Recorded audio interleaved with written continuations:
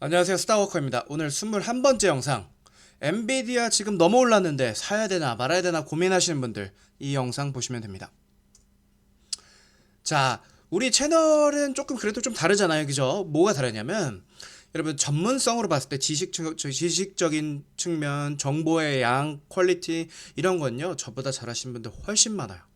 그래서 그분들로부터 얻은 정보들을 가지고 제 아이디어와 섞어서 통찰력이라 표현했는데 미래를 예측하고 어떻게 될 건지 과감하게 질러주잖아요. 저는 그죠? 이렇다 이렇다 사라 팔아 이렇게 말해줘요. 그죠? 이게 우리 채널 스타워커의 정체성이라 보시면 될 것 같은데 물론 여러분 그러다 보니까 분명히 틀린 경우도 꽤 많이 발생할 겁니다. 그래도 남들에 비해서 조금 높은 확률이지만 그래도 나중에 채널이 커지면 분명히 문제 생기거든요. 저는 여러분의 책임 투자 방법 책임져 드리지 않아요.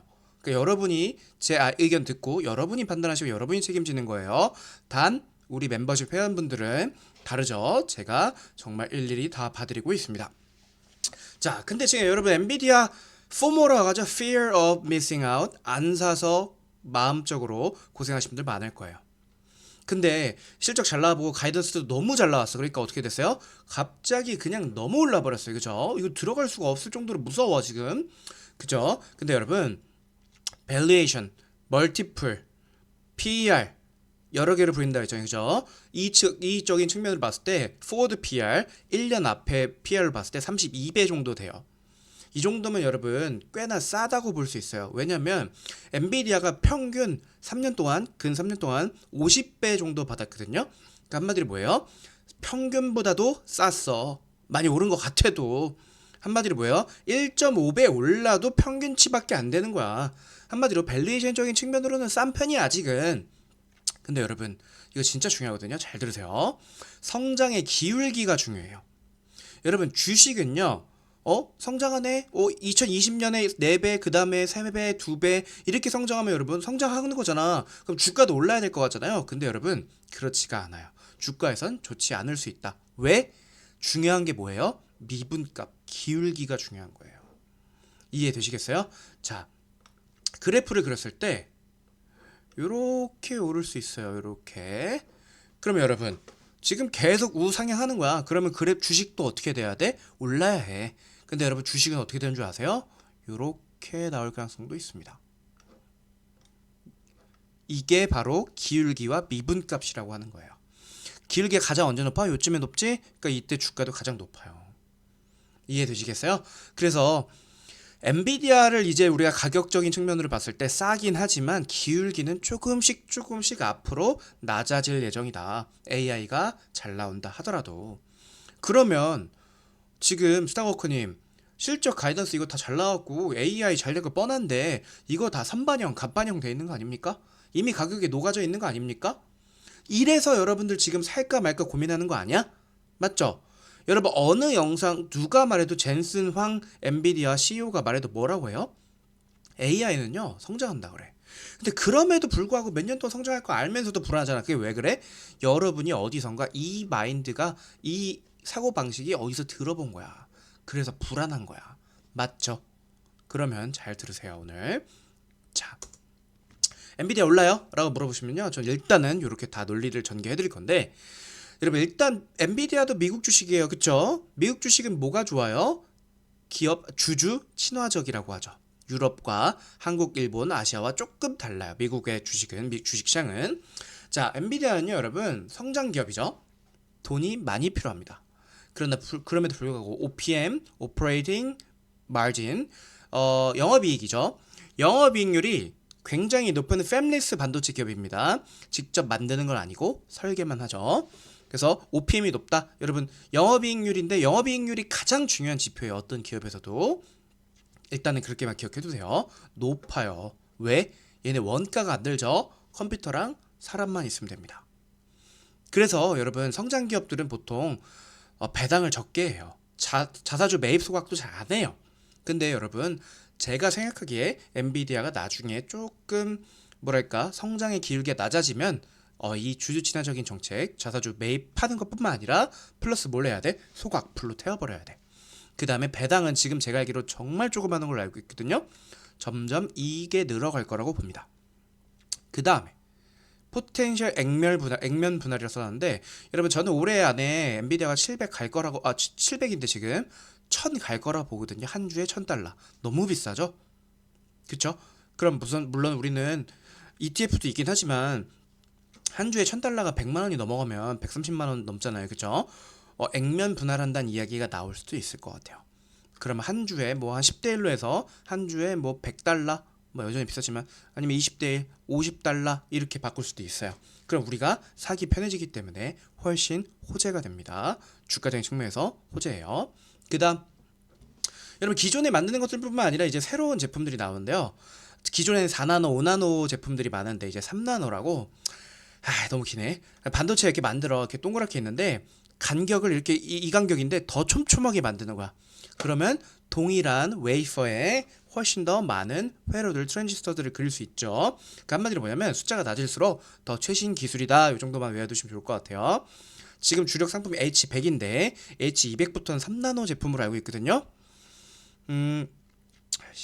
TSMC에서 3나노로 만든 게 있어요. 애플이 유일하거든요. 애플은 이미 3나노 하고 있고 거기서 연습해서 이제 엔비디아 거 만들어 주겠죠. 얘네가 올해 나오고 앞으로 계속 나오고 그리고 ARM 손정희 회장이 이제 90% 갖고 있죠. 소프트뱅크에 갖고 있죠. 얘네가 뭘 잘하냐면 여러분 저전력 반도체를 잘 만들어요. 저전력 반도체가 뭐냐면 전력 반도체라는 건 동일한 전력을 사용하고 나서 비슷한 성능을 내는 걸 저전력 반도체라고 하죠. 보통은 여러분 이게 어디에서 많이 했냐면 핸드폰 AP는요 여러분 핸드폰 진짜 생각해보면 너무 대단하지 않아요? 이렇게 쪼매난데 거기 안에 모든 게 다 들어가 있는 거 아니야. 컴퓨터는 그래도 막 CPU 있고 GPU 갖고 하는데 AP는요 CPU, GPU, 램 뭐 그런 역할을 다 해요. 근데 그게 보통 ARM 베이스로 만든 것들이에요. 근데 애플이 이번에 M1 칩이라는 걸 발표했어요. 좀 됐지만 그게 ARM 베이스로 컴퓨터 칩을 만든 거거든요. 핸드폰 AP 하던 게 이제 CPU도 만든다. 이렇게 기억해 주면 될 것 같아요. 근데 엔비디아도 우리 ARM 얘네 지분 갖고 있죠. 엔비디아가 그걸 베이스로 해서 CPU 만들 거야 라고 하고 있어요. 그 다음에 중국에 파는 CPU가 아니라 GPU가 맞을 겁니다. GPU를 이제 만드는데 이건 여러분 나노적인 측면에서 이렇게 막 최첨단 공정은 아니고 싸게 만들겠죠. 그래서 여러분 얘는 앞에 있는 이런 애들이랑 공정상 겹치는 게 별로 없을 거예요. 중국형 GPU는 싸구려.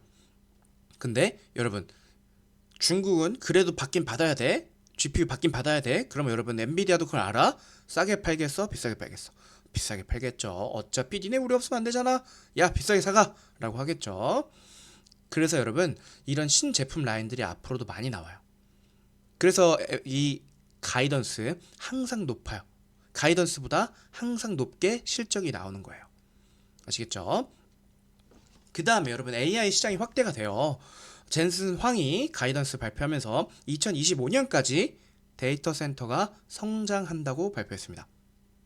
근데 여러분 여기에 필요한 게 데이터 센터에 들어가는 이제 반도체들이 있겠죠. 물론 제일 잘하는 건 엔비디아인데 너무 비싸게 파니까 제가 알기로 한 3천만 원에서 5천만 원이 하나에 반도체 하나에. 마이크로소프트도 빡쳐서 이제 나 마야라는 거 만들 거야. 구글도 TPU라는 거 만들 거고요. 그 다음에 중국은 당연히 반도체 독립하고 싶어 하니까 자체 칩을 설계하고 만들려고 할 겁니다. 근데 그럼에도 불구하고 엔비디아가 가장 높게 평가받는 이유는 뭐냐면요. 모든 애초에 만들 때 여기서 보시면 알겠지만 X86 이거 인텔이 만든 개념이거든요. 그 다음에 얘네가 만든 쿠다라는 개념도 있어요.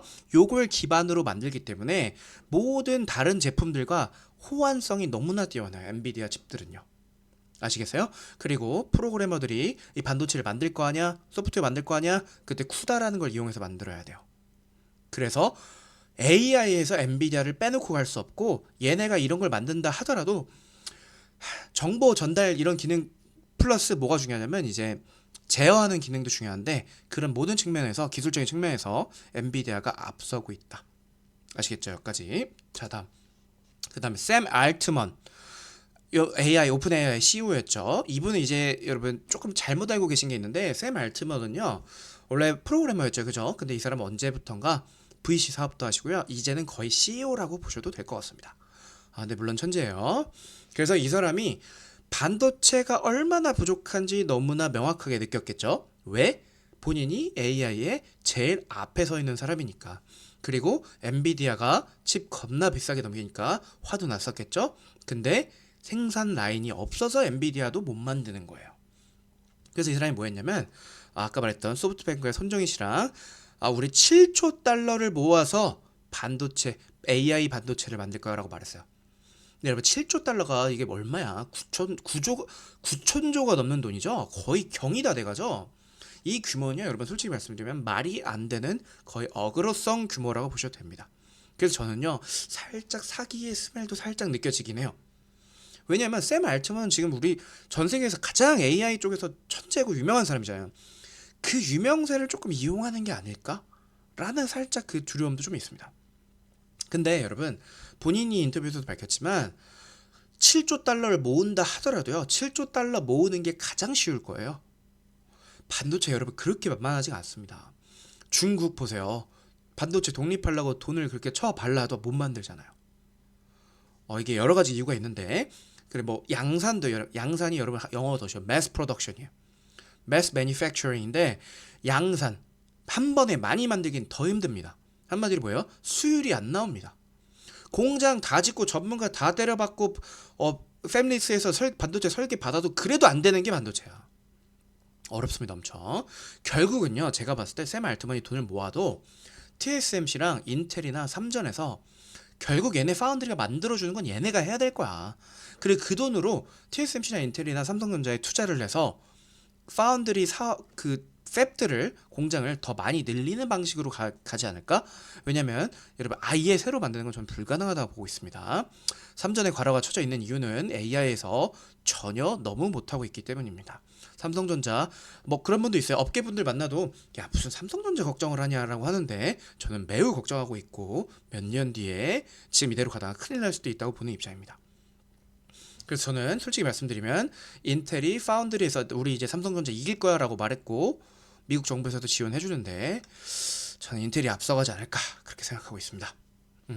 그래서 결국은 샘 알트먼이 7조 달러 만들어도요, 7조 달러 받아서 만들어도 결국은 엔비디아는 뺄 수가 없을 거야. 얘는 결국 낄 거야. 그러니까 얘도 수혜 받는다는 거야 한마디로. 샘 알트먼 형님이 돈 모아도. 아시겠죠?